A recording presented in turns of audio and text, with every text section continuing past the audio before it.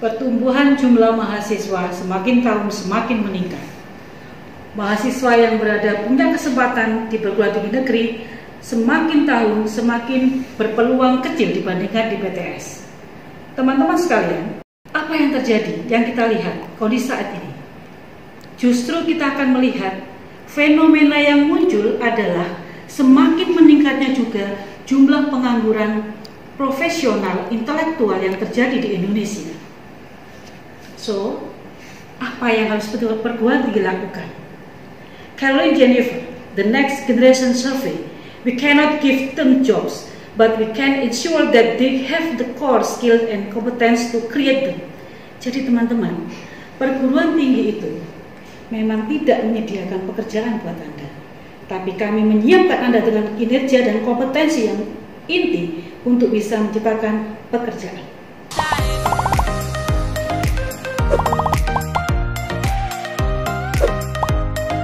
Selamat pagi teman-teman sekalian.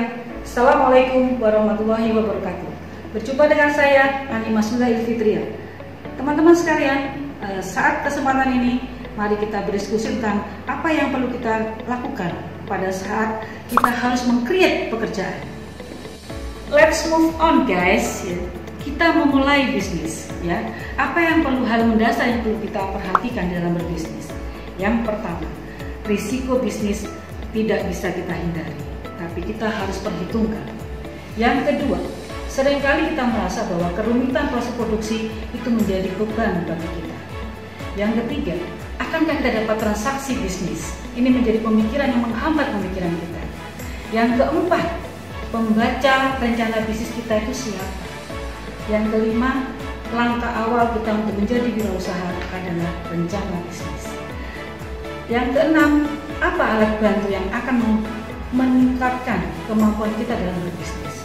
Yang terakhir, tentu saja bagaimana kita bisa mengembangkan logika bisnis. Nah, apa bedanya rencana bisnis dengan perencanaan bisnis? Ini sering kali membuat kita melakukan sebuah pemikiran yang sama, ya, teman-teman sekalian. Dua hal ini perlu kita lihat dari perspektif yang berbeda. Yang pertama, kita lihat dari dimensi waktunya.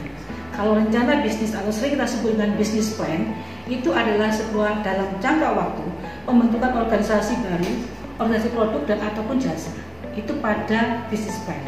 Lalu kalau perencanaan bisnis, business planning adalah pengembangan sebuah organisasi produk ataupun jasa yang dimiliki. Artinya bahwa kita melihat bahwa ada dimensi yang lebih panjang.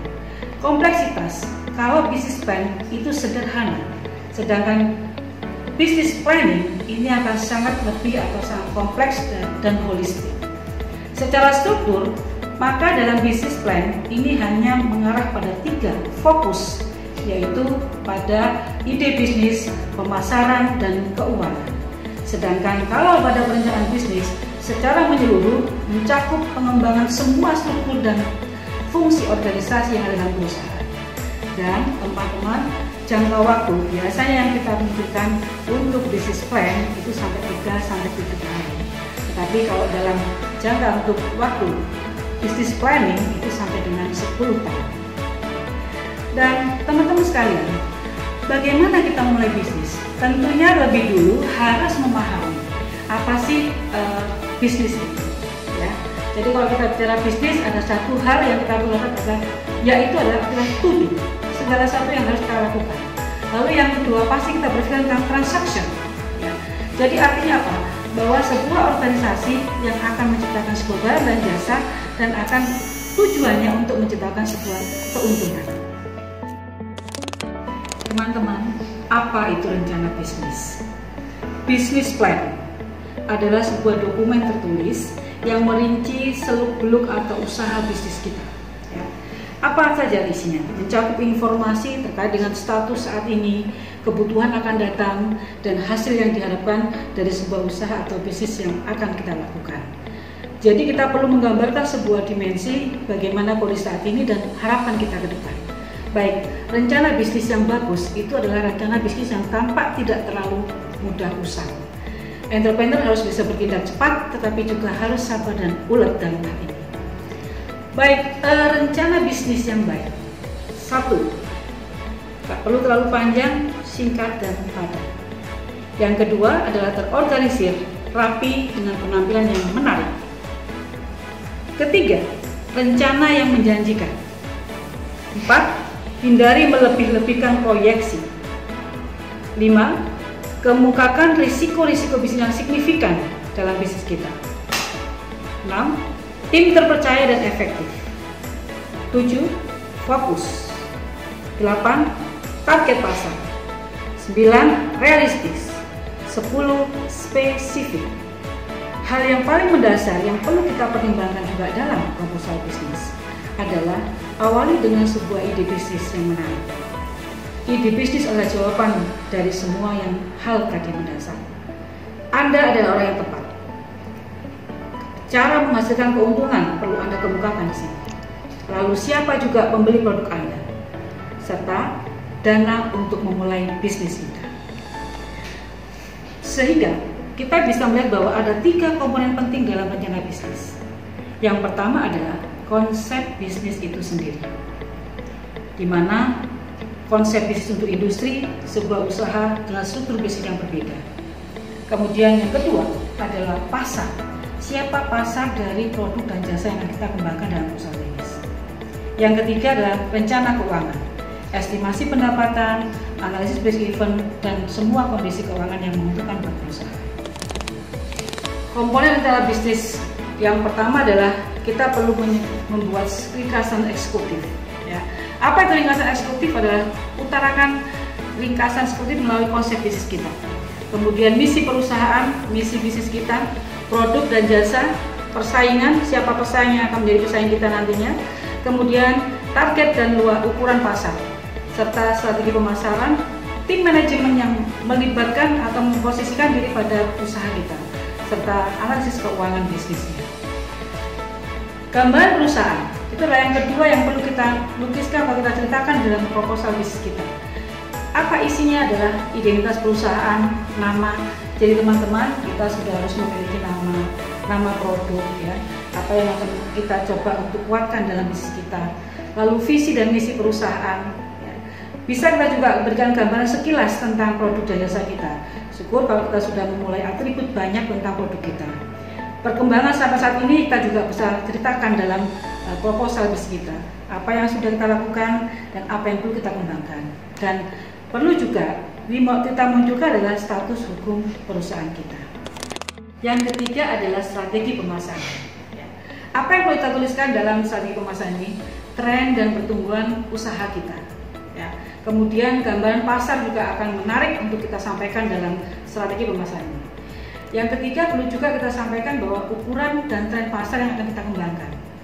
Peluang strategis yang perlu akan kita lakukan, kita juga perlu tuliskan di dalam proposal. Lalu target pasar, siapa saja yang akan menjadi target pasar utama kita dalam pengembangan produk ini, perlu juga kita rencanakan dalam proposal bisnis. Kemudian yang terakhir adalah kita bisa juga melukiskan atau merancang strategi atau karakteristik pasar apa yang ada dalam produk kita.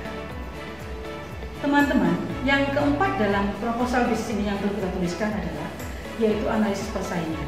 Persaingan adalah kondisi yang paling dekat dengan kondisi pasar kita, yaitu produk kita. Yang pertama adalah kondisi pasar adalah para pesaing. Pesaing itu adalah siapa saja yang memiliki produk sejenis dengan kita. Nah, kemudian kita juga perlu mengukur posisi pesaing dan posisi persaingan. Sehingga kita nanti akan memudahkan dalam distribusi pangsa pasar kita. Dan yang terakhir untuk kita bisa tuangkan dalam persaingan ini adalah apa kelebihan dibanding pesaing. Perlu kita jelaskan di sini. Yang kelima adalah komponen yang paling penting juga kita munculkan adalah rencana desain dan pengembangan. Apa yang perlu kita rancang di sini? Yang pertama adalah tujuan usaha jangka panjang. Jadi teman-teman sekalian, selain kita nanti akan melaksanakan jangka pendek, jangka panjang untuk pengembangan berikutnya, kita perlu juga tuliskan di sini agar apa? Agar para pihak investor itu mampu melihat sejauh mana kita sudah memprediksikan kondisi perkembangan yang akan datang. Yang kedua adalah strategi pengembangan di masa yang akan datang. Kemudian kita juga perlu memberikan sasaran-sasaran dan jadwal capaian, sehingga secara konkret kita bisa membuat schedule tentang perkembangan dari tahun ke tahun. Kemudian yang keempat, kita juga bisa mengevaluasi risiko apa dan kemudian kita merencanakan sesuatu dengan ikhlas. Ya. Yang keenam, rencana operasi dan manajemen. Ini juga secara konkret perlu disampaikan karena nanti ini mencakup pada bentuk strategi praktis, ya. Apa itu terkait dengan fasilitas, ya, proses produksi, kemudian pengendalian persediaan, pasok, ya, distribusi, kemudian beberapa kontrol keuangan, tim manajemen, konsultan, dan lain-lain perlu kita rencanakan juga dalam ini. Nah, yang ketujuh adalah bagaimana kita merancang sebuah analisis keuangan. Nanti di bagian lain kita banyak mengupas tentang apa saja yang perlu kita kembangkan di sini. Di rencana bisnis kita terapkan. Sudah kita pilih rancangan keuangan apa saja, proyeksi pendapatan, proyeksi aliran kas, neraca, sumber modal dan penggunaan, ya, serta asumsi-asumsi yang digunakan dalam analisis break even income, payback period, IRR, dan NPV. Nah, terakhir yang melengkapi dalam rencana bisnis kita adalah lampiran. Perlu juga kita lampirkan teman-teman sekalian apa itu beberapa kontrak. Bisa jadi kita sudah punya beberapa kerjasama dengan mitra, dengan pemasok, gitu ya, apalagi dengan supplier, kemudian atau dengan juga pasar kita, ya, misalkan mitra kita untuk bisa distribusi dengan produk kita itu lebih bagus. Rekomendasi terkait dengan beberapa produk yang lain juga bisa disampaikan di sini.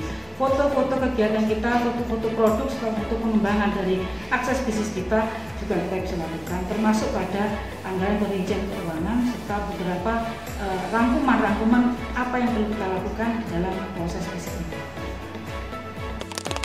Teman-teman sekalian, seringkali kita merasa bahwa senang melihat orang sukses, ya. Padahal segala sesuatu yang kalau kita inginkan, kita mau, pasti akan tercapai. Bu Ani percaya bahwa teman-teman semua punya semangat, ya, punya kinerja, punya kompetensi untuk mengembangkan semua itu. Bapak Renat Kasali menyatakan bahwa seringkali melihat bahwa mereka cemburu pada orang-orang yang sukses dalam hidup. Padahal perbedaannya hanya satu, apakah Anda memilih jalan hidup sebagai passenger atau driver. So, salam sehat, salam kompak, semangat selalu, sukses luar biasa. Sampai ketemu lain waktu.